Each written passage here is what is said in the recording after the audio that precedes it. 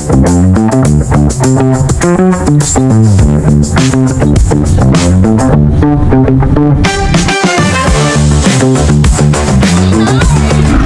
BFF. From first stopover ng Manukan. Ngayon, nandito na tayo sa EF19. Kung saan dito po kami nag-lunch at nag-check ng aming mga motor. At konting pahinga na rin para magtuloy-tuloy na ang aming biyahe papunta sa aming stopover. So, BFF, samahan nyo kami sa aming susunod na trip.